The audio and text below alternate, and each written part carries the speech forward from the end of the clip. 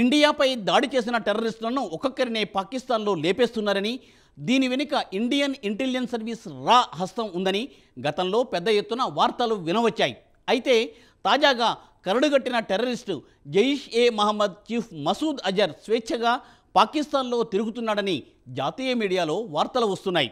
తాజాగా జమ్మూ కాశ్మీర్లో పెరిగిన టెర్రర్ దాడుల వెనుక అజర్ హస్తం ఉందన్న వార్తలు వినవస్తున్నాయి. ఇది భారత్కు ఆందోళన కలిగించే అంశమే. ప్రస్తుతం మసూద్ అజర్ పాకిస్తాన్లో ఏం చేస్తున్నాడో ఈ ప్రత్యేక కథనంలో చూద్దాం.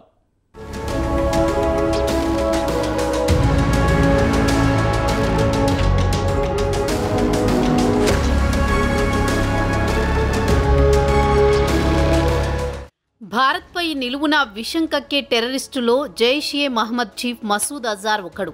ఇండియాపై పలు టెర్రర్ దాడులకు సూత్రధారుడు. జమ్మూ జైల్లో ఉన్న అజార్ను విడిపించడానికి పాకిస్తాన్ టెర్రరిస్టులు 1999 డిసెంబర్ 24న నేపాల్ నుంచి ఎయిర్ ఇండియా విమానాన్ని హైజాక్ చేసి ఆఫ్ఘనిస్తాన్లోని కాందహార్కు తరలించారు. అప్పుడు కేంద్రంలో అటల్ బిహారీ వాజ్పేయి ప్రభుత్వం అధికారంలో ఉంది. అజార్తో పాటు ఆయన అనుచర టెర్రరిస్టులను కాందహార్లో విడిచిపెట్టి ఇండియన్ ఎయిర్లైన్స్ విమానాన్ని సురక్షితంగా ఇండియాకు తెప్పించుకున్నారు. అప్పటి నుంచి అజార్ ఇండియాపై తరచూ దాడులను ప్రోత్సహిస్తున్నాడు.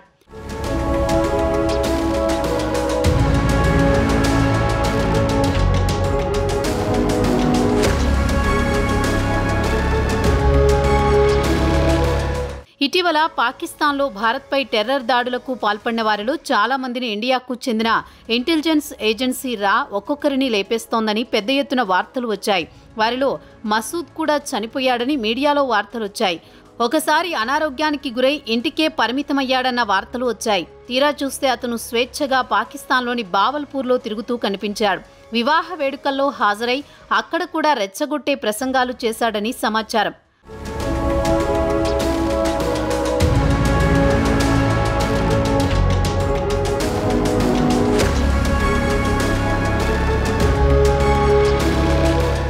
అయితే ఇటీవల జమ్మూ కాశ్మీర్లో మరోసారి పెద్ద ఎత్తున టెర్రర్ దాడులు జరుగుతున్నాయి.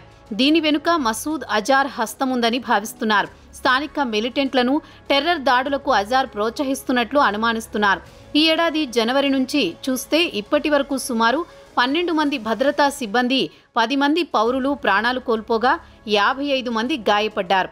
ఇంటెలిజెన్స్ అధికారుల అంచనా ప్రకారం ఇటీవల జమ్మూలో జరుగుతున్న అతిపెద్ద టెర్రర్ దాడులకు పాకిస్తాన్కు చెందిన జైష్ హస్తముందని అనుమానిస్తున్నారు.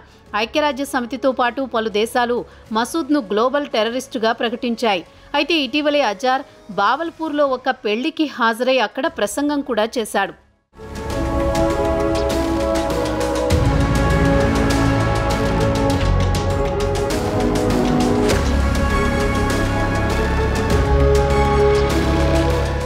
గత నెల 27న హాజరైన వివాహ వేడుకల్లో అజార్ ప్రసంగిస్తూ జిహాద్ కోసం పోరాడి తమ ప్రాణాలను త్యాగం చేసిన కశ్మీర్ పాలస్తీనా యువకులకు ఆయన శ్రద్ధాంజలి ఘటించారు. అయితే ఏప్రిల్ 2019 నుంచి ఆయన ఇలా బహిరంగంగా కనిపించిన దాఖలాలు లేవు.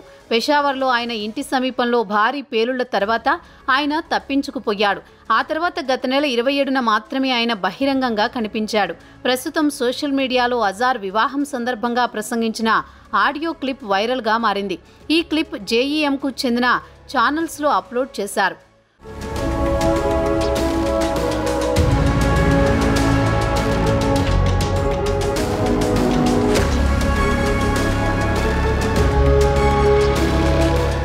ఫిదాయి అంటే ప్రాణత్యాగాలు చేయాలనుకునే వారికి వివాహం కూడా ముఖ్యమేనని తన ప్రసంగంలో అన్నాడు అజార్.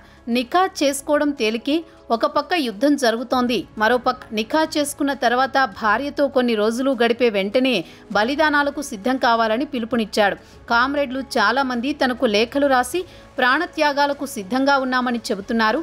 కుటుంబ సభ్యులు మాత్రం నిఖా చేసుకోవాలని ఒత్తిడి తెస్తున్నారు. ఏం చేయాలని తన సలహా అడుగుతున్నారని అజార్ తన ప్రసంగంలో చెప్పుకొచ్చాడు. పాతకాలంలో అంటే ఇస్లాం, ఖురాన్ సమయంలో ఉంటే తాను వారికి ముందుగా పెళ్లి చేసుకోమని 1-2 రోజులు భార్యతో గడిపి నేరుగా ఫిదాయి పనికి వెళ్లమని చెప్పేవాడిని. ప్రస్తుతం ఇప్పటి కాలమాన పరిస్థితుల్లో అది కుదరదు.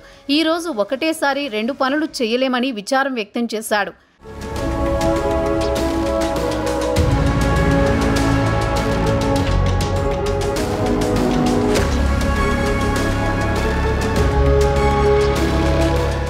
ఇంటెలిజెన్స్ వర్గాల సమాచారం ప్రకారం అజార్ ఇప్పటికీ పాకిస్తాన్లో యువకులకు శిక్షణ ఇచ్చి జమ్మూ కశ్మీర్కు పంపుతున్నాడని చెబుతున్నారు. కశ్మీరీ మిలిటెంట్లను కశ్మీరీ టైగర్స్ ఫోర్స్ పేరుతో ఇండియా సరిహద్దుకు పంపించి పెద్ద ఎత్తున దాడులు చేయిస్తున్నాడు. దీనికి ప్రధాన కారణం ప్రపంచ దేశాల నుంచి ఆర్థికపరమైన ఆంక్షలకు గురికాకుండా జాగ్రత్త పడుతున్నాడు. జైష్ టెర్రర్ కార్యకలాపాలకు దూరంగా ఉందని చూపించడానికి కొత్త కొత్త పేర్లను తెరపైకి తెస్తున్నాడు. అక్టోబర్ 2022లో financial action task force FATF grey list నుంచి పాకిస్తాన్ పేరు తొలగించడంతో IMF నుంచి రుణాలు పొందగలుగుతోంది.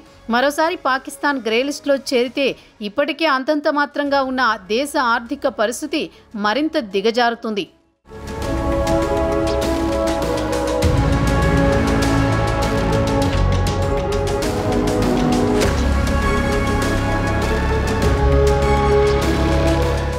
మసూద్ అజార్ పాకిస్తాన్లో తిరిగి టెర్రర్ కార్యకలాపాలను ప్రారంభించిన నేపథ్యంలో ఇండియా కూడా అప్రమత్తంగా ఉండడం ఎంతో అవసరం.